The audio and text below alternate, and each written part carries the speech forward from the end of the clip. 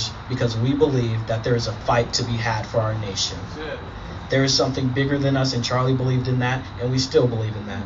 We are fighting for the soul of our nation, and we will amplify the voice of Christ through our efforts. Amen. We will stand up. So thank you all for showing your support and standing up for what you believe in. Because without you, he goes away. But with your voice, Charlie Kirk is bigger than ever before. Amen. Thank you for your time.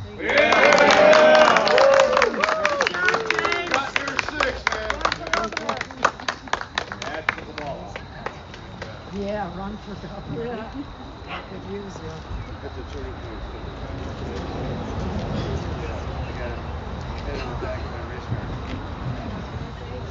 Good evening, everybody. Thank you for coming out tonight. Okay. My name is Tyler Srant. I serve as the youth chair of the Oakland County Republican Party. Throughout my little political journey here, I've had the opportunity to serve as the MIGOP youth chair. I run the Southeast Michigan Young Republicans. I've had the opportunity to run for office twice. And there's quite a few other fun things that have been involved, but the reason I'm telling you this is because it all started when I joined a Turning Point USA chapter about 5 years ago at Oakland Community College. Now, after the assassination of Charlie Kirk, it took about a day to hit me, and it hit harder than I thought it would. And it's really crazy that I've had the privilege to meet Charlie Kirk twice, very shortly, very briefly. And when we lost him, it felt like you lost a best friend. It felt like you know him very well. And not just because of the hours of content that he put out and all the work that he's done, it's because he affected all of us. And that impact that he had on all of our lives make it feel that you lost someone. We did lose someone important, but someone that feels like family. So let's be clear here. Our political violence is never acceptable. But at the same time, we have to fight harder than we've ever fought before. And we fight back by amplifying Charlie's voice, by registering voters, getting involved with your county parties, getting involved with becoming a delegate, volunteering on campaigns, and overall working tirelessly to elect leaders that will carry Charlie's message and that will uphold the values of God, family, and country. It says, as I mentioned earlier, I forgot to mention this, professionally I get to work with college students that are conservative across the whole state of Michigan.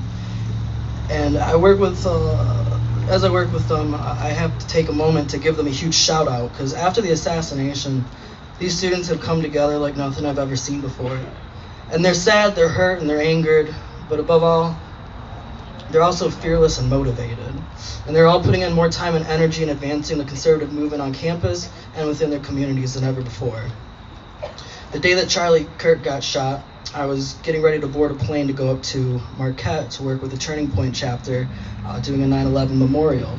And it dawned on me I should probably call him to make sure that we're still planning to do this event the next day, so I don't fly up there for no reason. And I called them and I said, are you still planning to do this event? And he said, hell yeah, we are. We are not going to cancel any of our events or be scared, because that is what they want and we won't let them win. So that is the overall message that I'm getting from these students across not just our state, but our country. And I'm thankful for the opportunity to pass that message along tonight. So with that, I would like to thank all of you for coming out here tonight. Thank you for the law enforcement that's helping protect our event tonight. Thank you to all the OCRP volunteers and staff and everybody here that helped set this up and make it possible. So may God bless the Kirk family. May God bless all of you. May God bless America. But most important, tonight, happy birthday, Charlie Kirk.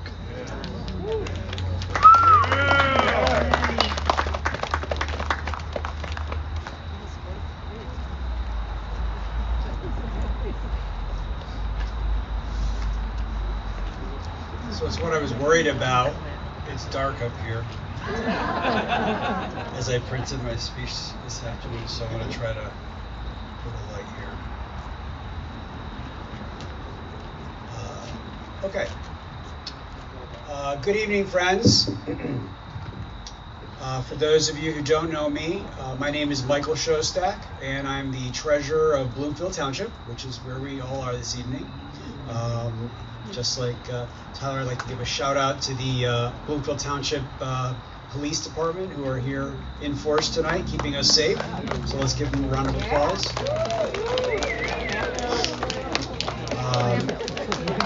Yeah. You can't clap. Come on, I can hear it. All right, much better. Much better. Now they can hear it. Okay. So, friends, 1 month ago we lost Charlie Kirk. Today would have been his 32nd birthday. Charlie grew up in the Chicago suburbs, and at a time when most kids his age were thinking about prom and college applications, Charlie made a decision that would change the conservative movement forever. He founded Turning Point USA in his parents' garage. No money, no connections, no idea what he was doing. Just conviction, energy, and a refusal to accept that young conservatives should sit down, stay quiet, and let the left own the future. In just 10 years, he built Turning Point into a force on over 3,500 campuses. Think about that. And not just in the U.S. In 10 years, this kid, no college education, did that. It blew my mind. I had no idea it was that big.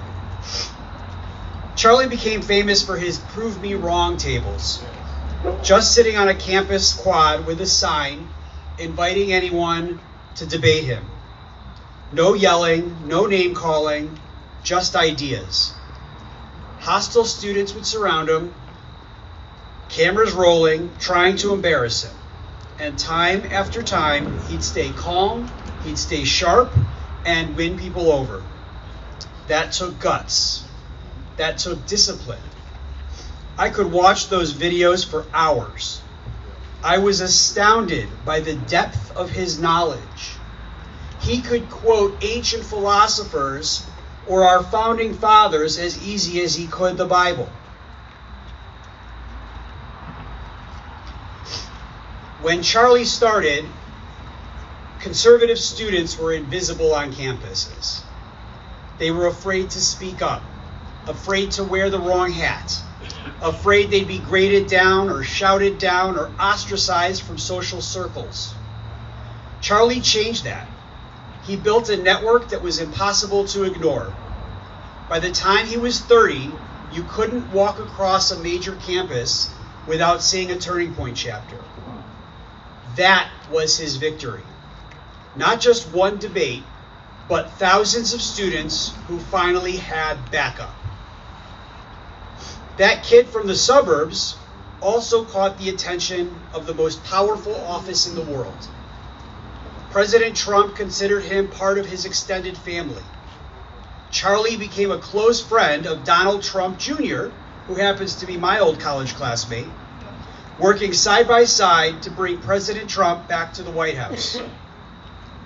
And 1 month ago, at a college speaking event in Utah, someone tragically ended Charlie's life in an attempt to silence his voice. Tonight, on his birthday, we remember him. And we ask ourselves what his life and his death demand of us now. Charlie built this movement with ideas and energy, believing you could win people over if you refused to back down. Think about how Charlie operated. Yes, he was provocative. Yes, he challenged people. But watch any of those prove me wrong videos again. He wasn't screaming. He wasn't mocking. He was listening. Then responding with facts, with logic, with questions that made people think. He understood something crucial. You can be absolutely uncompromising on your principles while still being gracious in how you engage. That's not weakness. That's mastery. That's why he won people over. And that's the example we need to follow. Being bold doesn't require bitterness. Standing firm doesn't mean shutting people out. If we want a conservative movement that outlasts this moment, we can't just fight the left. We have to show America why our ideas work, why they lift people up, why they make communities stronger and provide for a better life. When our rhetoric burns too hot, we lose the very people Charlie tried to reach. Anger draws a crowd, but it doesn't build coalitions. We need to be more than loud. We need to be right, and we need to be wise. Our founders understood this. Thomas Jefferson wrote that truth has nothing to fear from conflict unless disarmed of her natural weapons, free argument and debate. President Reagan saw this too. He said, peace is not the absence of conflict, it is the ability to handle conflict by peaceful means. Not through violence, not through intimidation, through ideas, through debate, through the strength of our convictions and the discipline of our leadership. That's what Charlie believed. He knew that if our ideas are right, we don't need to silence anyone. We just need to out-argue them.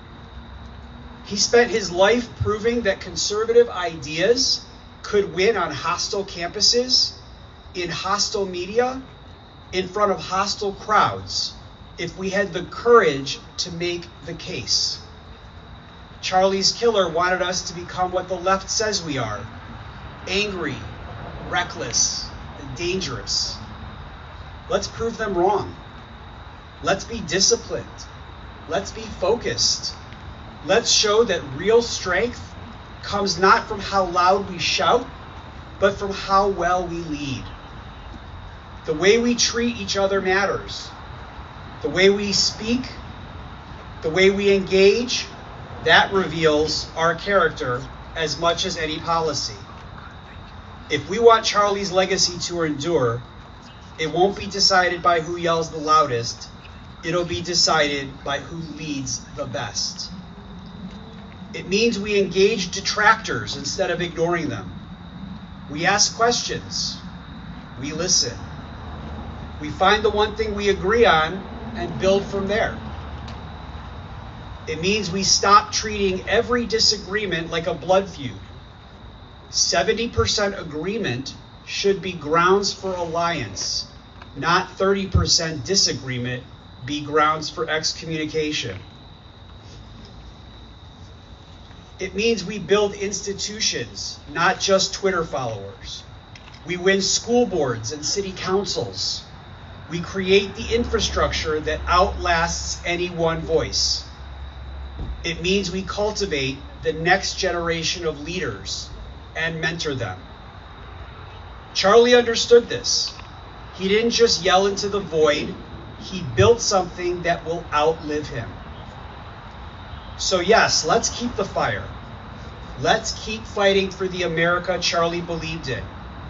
But let's fight with clarity, with purpose, with strength rooted in something deeper than anger. Let's fight the way Charlie would want us to, not with fear or fury, but with ideas that actually win. Charlie Kirk should still be here. He should be turning 32. A kid from the suburbs who started a movement in his parents' garage, who became a trusted friend to a president, who inspired a generation. He should have had decades more birthdays to celebrate, but he doesn't. And we decide what happens next. We decide whether his death silences us or sharpens us into the leaders this country needs. Happy birthday, Charlie. May God bless your family and bring them strength. And may your memory be a blessing for us all. Thank you. And good night.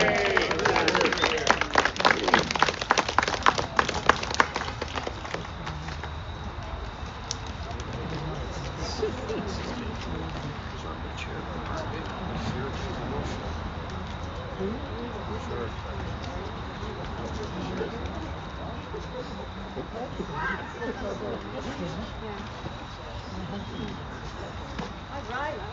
Hello! Woo!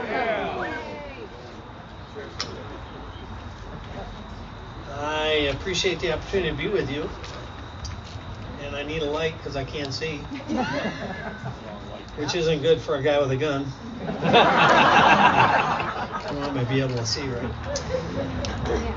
You know, I wrote down, normally I'm just kind of off the cuff, question and answer kind of guy, but I did write down some thoughts about this tonight because I think it's important. So first, as we just heard Michael talk about, Charlie, happy birthday.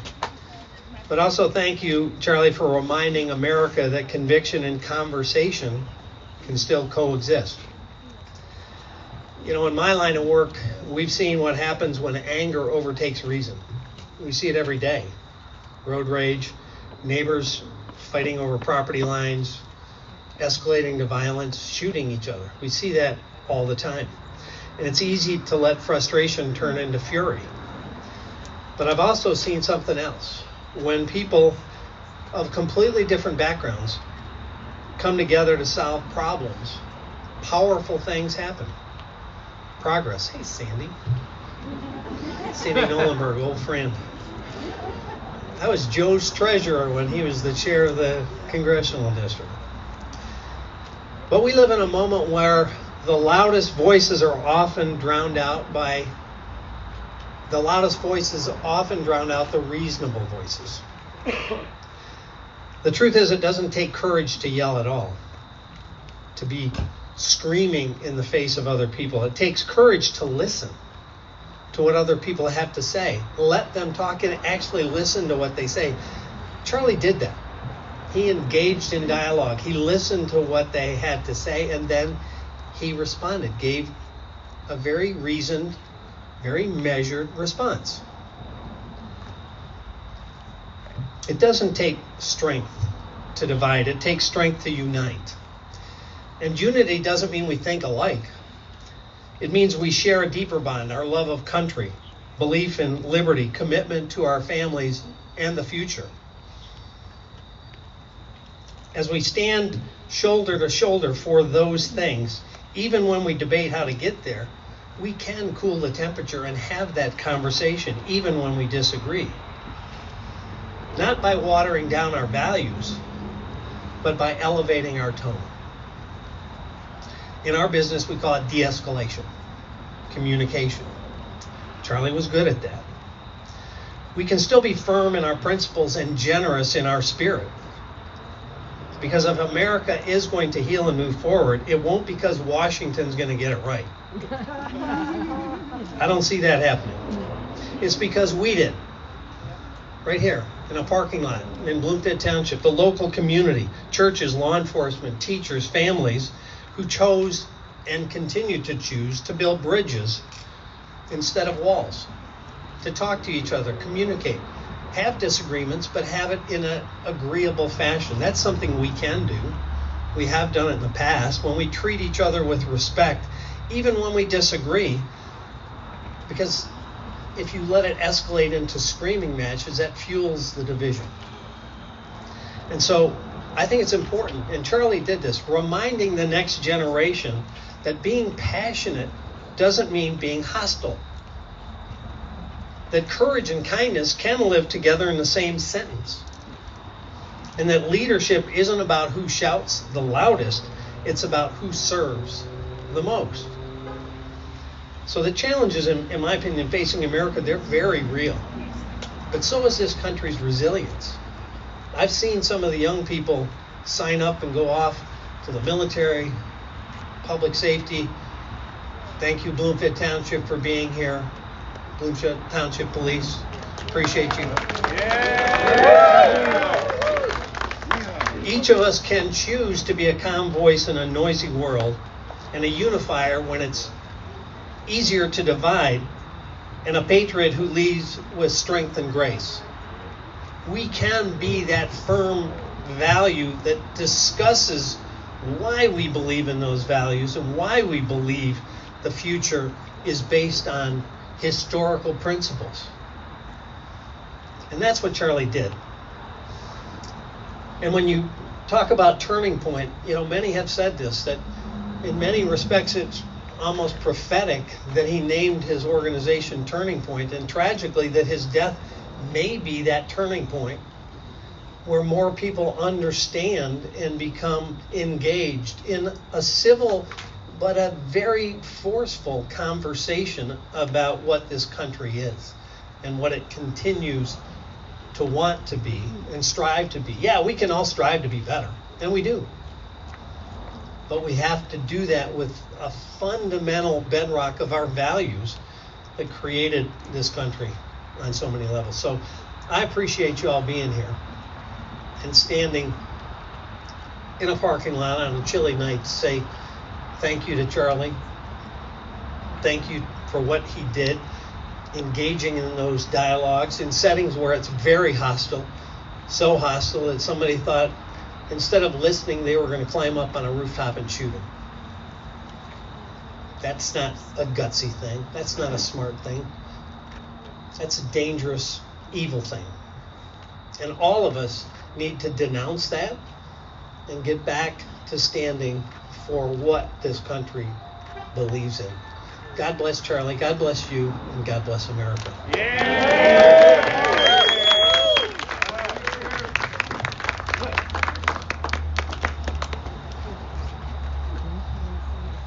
Good evening. Mike Rogers. Share a few thoughts. Sometimes a small spark can make a big difference. Oftentimes, if you've ever been into the dome of the United States Capitol, there's some amazing paintings there reflecting our history. Pocahontas, there was the surrender of the British to the Continental Army. And then there's one that doesn't seem all that remarkable. It's George Washington standing in front of the Continental Congress holding a white piece of paper.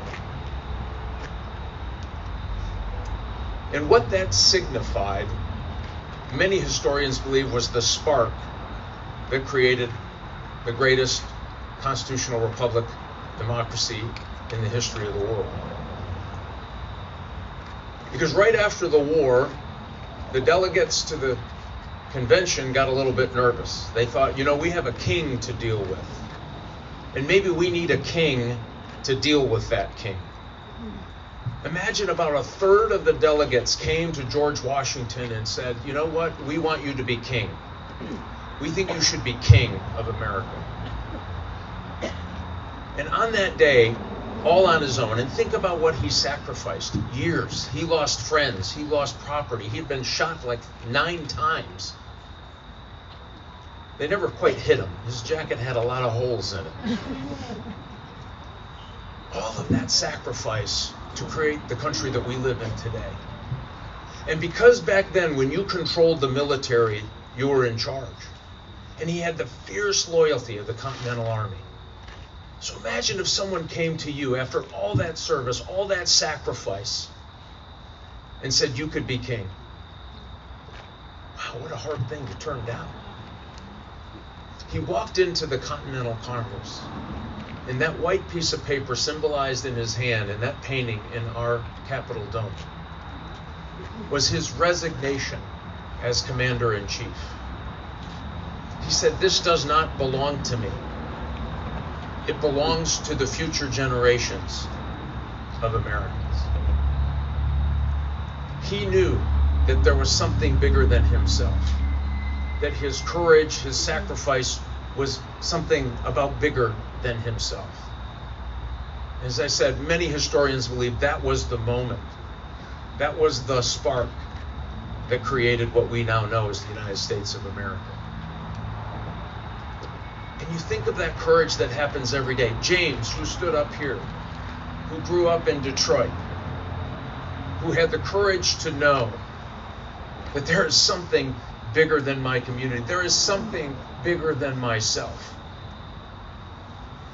And it is all founded in faith and family and freedom.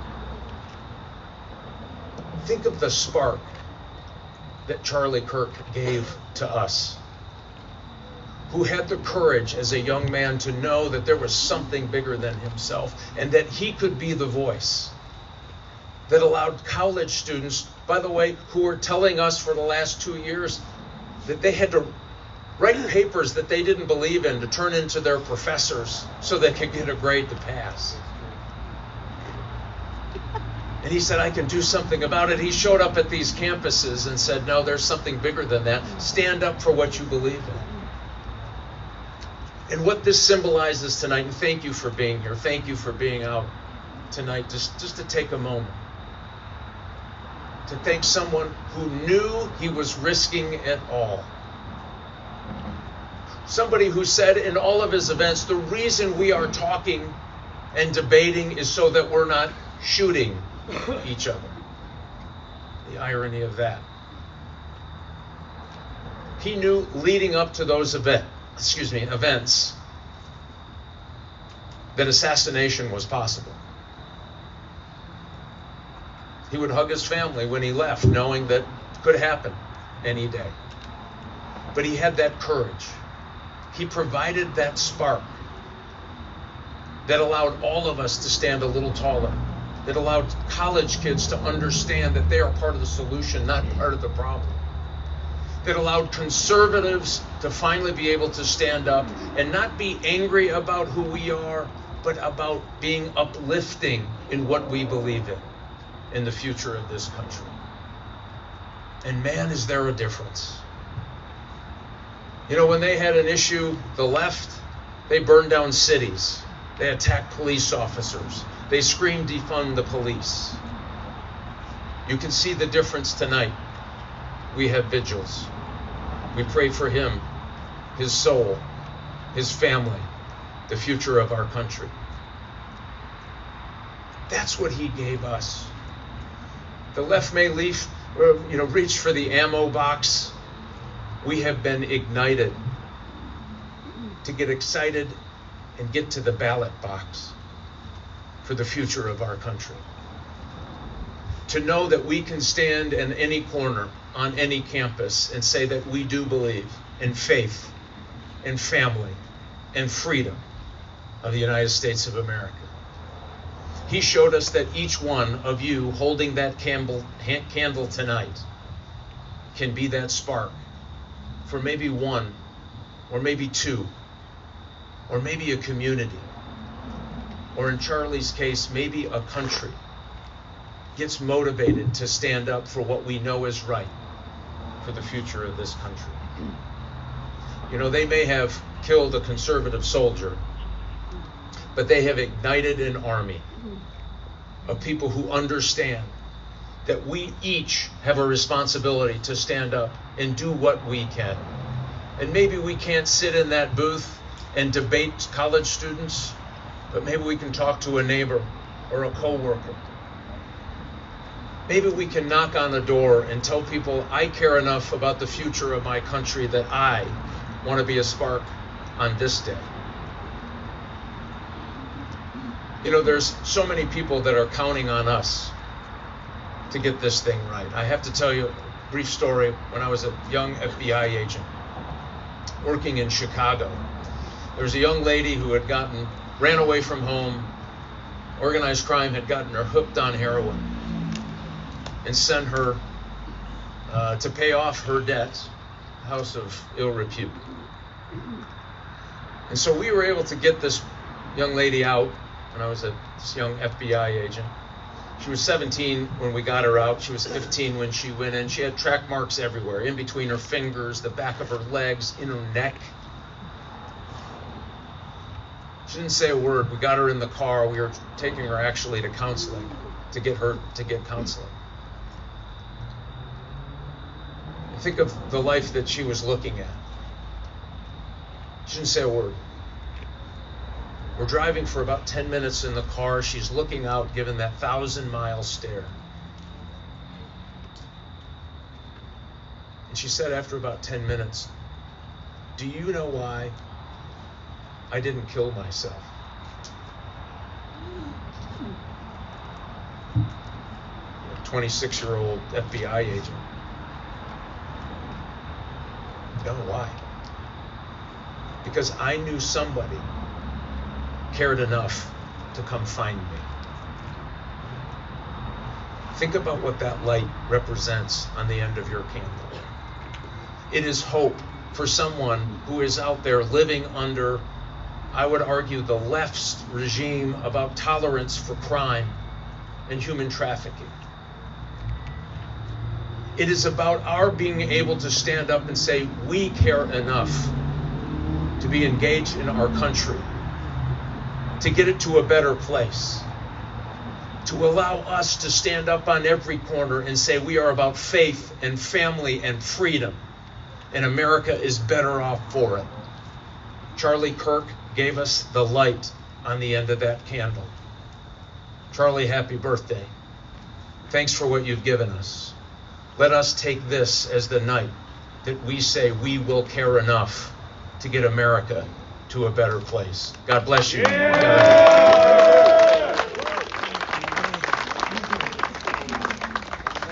Hey everybody, thanks again for coming out tonight. That concludes our program. I just wanted to remind you guys that this office is here 10 a.m. to 4 p.m. Monday through Friday. There's a lot of different resources that happen here, and it's your building. This is here for you guys. Meet your candidates. Pick up literature from your candidates. If you have a candidate that you want to use a door knocking event, start it off here and then move on. But please remember, this building is here for you guys, and this is the only way we're going to make Michigan red. So thank you again for coming out tonight. Have a great evening.